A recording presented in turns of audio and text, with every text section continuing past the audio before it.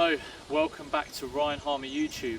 Today we're going to be looking at all things putting here on the putting green, and I'm going to take you through a typical practice putting session that I do. You'll kind of notice a theme of how I kind of do things, and this has helped my putting improve. You know, the evidence is in the last tournament that I played, where previously I lost strokes on the greens in putting in my statistics, whereas in my previous event I've actually gained strokes. So what I'm doing is working, and I think this is going to really help you in your putting. So to start things off, this is kind of my start line fundamental drill, and I've got the Visio putting mirror here, and you can see kind of a faint chalk line that I've put in sort of through the middle here. This is going to help me sort of line up the ball correctly, and I've just set up about a 6-foot putt there to the ghost hole with a foot past the hole speed. So the idea is that I'm going to be setting up this line, matching it to the chalk line on the green there. We've got the 2 tees here to represent if I'm push or pulling it. The mirror I really like at the moment, because it helps me get my eye line in a really kind of consistent position, and also just making sure that my setup with my club face is square. And then really it's just a case of getting the feels of the strokes going. And what I like about the ghost hole is that I can kind of be flexible with this. I don't have to keep moving the mirror. I can move the ghost hole further away or closer to me, depending on how far I want to practice these putts. So I like to do around 20 sort of 30 sort of putts from this kind of range, and just as I say, it's really just a case of spending kind of 10 to 15 minutes, not overly long, but just really kind of making sure that I'm getting everything kind of set up in the right place, and trying to just put some good strokes on it, getting a good feel and rhythm.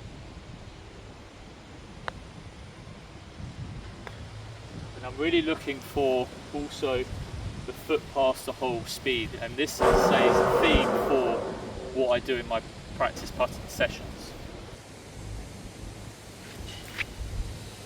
So even though the chalk line is a little bit faint today, this is something that I've added in a little while ago in my practice, because it's really helped me be consistent in lining up the ball correctly to the target.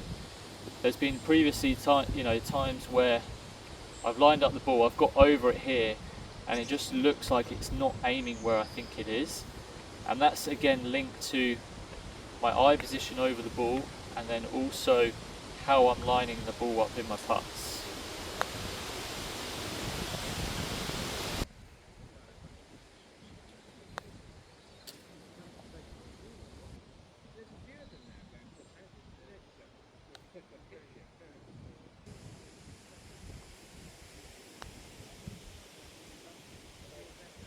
So once I've done 5, 10, 15 minutes or so on this, just making sure everything's in the right spot, I'm now going to move on to a speed drill that I think is really useful, and I've found it so beneficial for my speed control recently. Okay, so moving on to some speed control stuff. I've got ghost hole and alignment stick here set a foot past the ghost hole. Now you'll see here as well that I've got T-pegs from 10, 15, 20, 25, 30 feet. I'm literally just going to hit one putt from each tee, and the goal is to record how many I can get to finish within this foot past the hole kind of space. So if I leave it short, it's 0. If I hit the stick, then it's 0 as well. So I'm just going to record this out of 5, how many kind of points I get. I like to try and do this on a slightly downhill, slightly uphill putt, so you kind of have 10 putts in total. But today we'll just kind of run through this slightly downhill putt. Okay, so 10 feet to start with. I found this drill really useful, because where I'm visually putting to this hole, I'm almost picking a point between the ghost hole and the alignment stick where I want the ball to finish, and I can kind of relate this to the golf course when I'm playing in tournaments, that I'm trying to be really specific in where I want the ball to finish.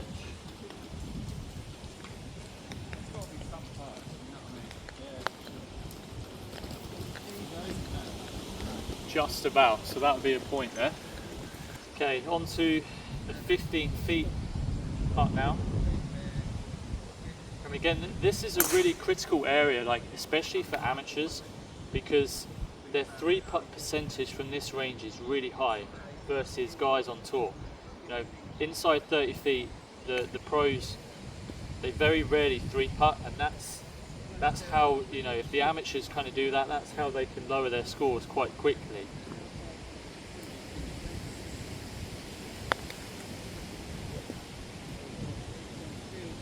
That's fraction too hard there, so that would be no points. It started raining, so this adds in another element where it tests your speed control. With 50% so far.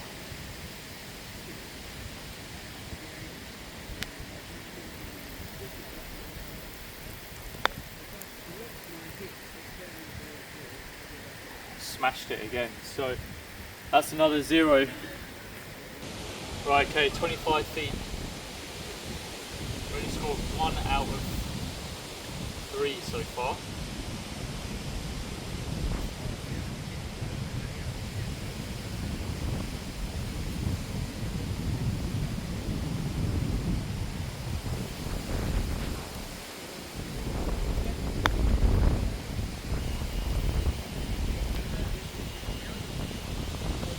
Just about crept in.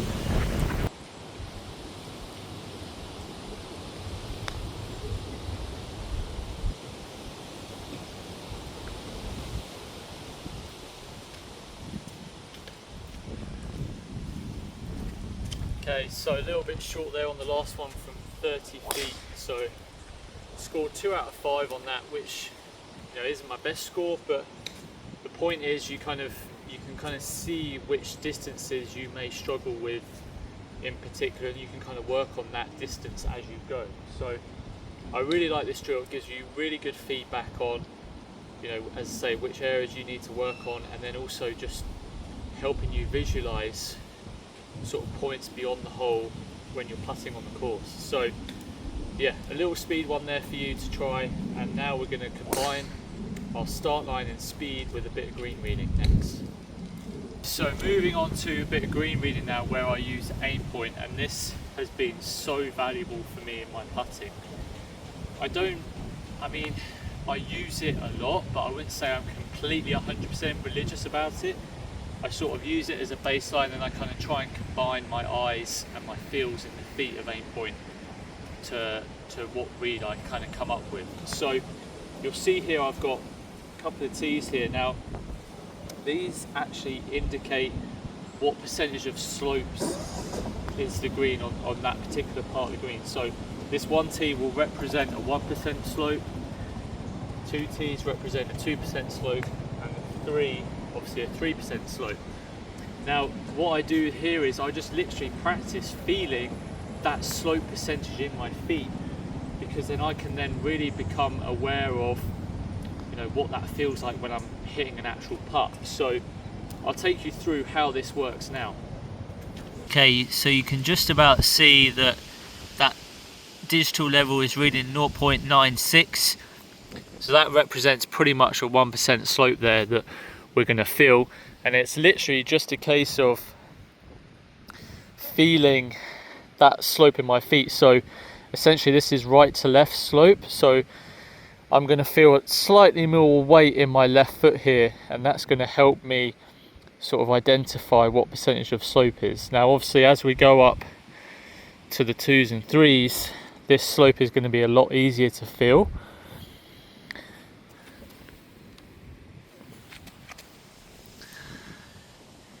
And you can just about see there, that's 2.18 slope on that there. So this is what I spend, you know, a few minutes doing, just kind of differentiating the slope percentages, and it's really going to help me feel what I need to do for when I'm hitting the putts on an actual putt.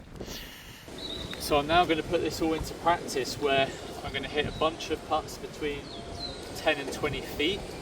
And I'm literally just going to test how accurate my green reading is based on the aim point percentages. So I've got this putt here to this hole.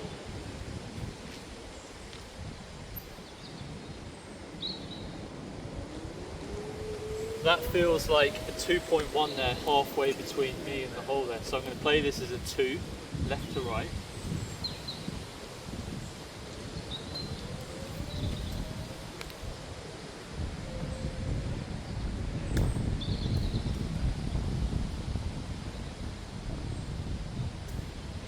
And what I'll do is I'll record how far this putt is. So we've got, so it's a 12 feet putt. I'll put down my initial read of 2.1 left to right. Then I'm going to hit the putt. And I'm going to assess obviously the outcome, whether I've got the correct speed, line, or if I push or pulled it.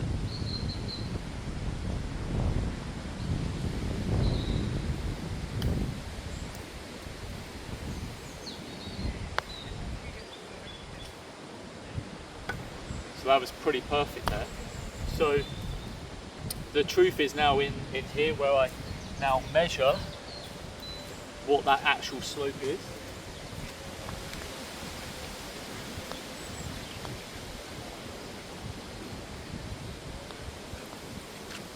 So that's coming out as a 1.7 there. So I was essentially 0.3, 0.4 out, but overall I got the correct percentage of the slope. So I would then basically add up how much difference I'm out in point percentages, and then I'm trying to see what best score I can get over a case of 6 putts, for example. So let's try another one.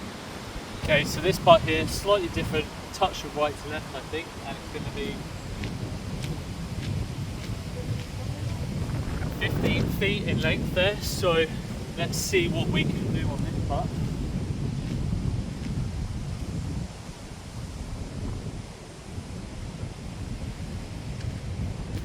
Quite a subtle break on that. I'm going to play that as a 0.8 right to left, so essentially a 1.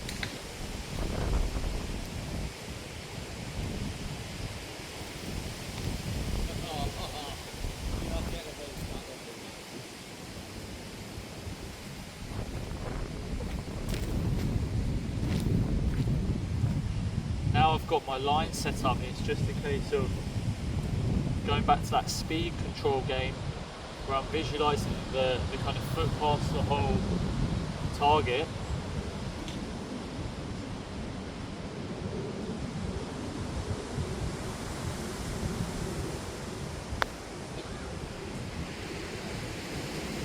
Okay, interesting. So that went a little bit low there.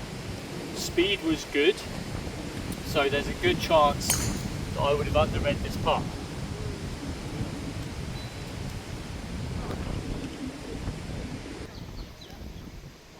Okay, so I actually read this putt pretty good, 0.87, had good speed on that. The only thing that I can think of is it maybe just broke a little bit more at the hole, which I perhaps didn't quite factor in. But that's again, you know, in a nutshell where I've hit a pretty good putt there, exactly sort of how I thought it would be, and it hasn't gone in. So that's just, you know, sometimes the variance and, you know, what can happen on these greens where, you know, not every single putt that you hit perfectly is going to go in the hole. That kind of gives you a little bit of an insight into that putting session, and that final game there I find so useful because it's really combining the whole lot together, and it makes it like I'm playing on the golf course, and assessing the reads, assessing the speed, start line is constantly what I'm checking when I'm playing, and that's how you can start to really identify the habits that you need to work on in your putting. So hope that helps, give it a try, and I'll see you all in the next one.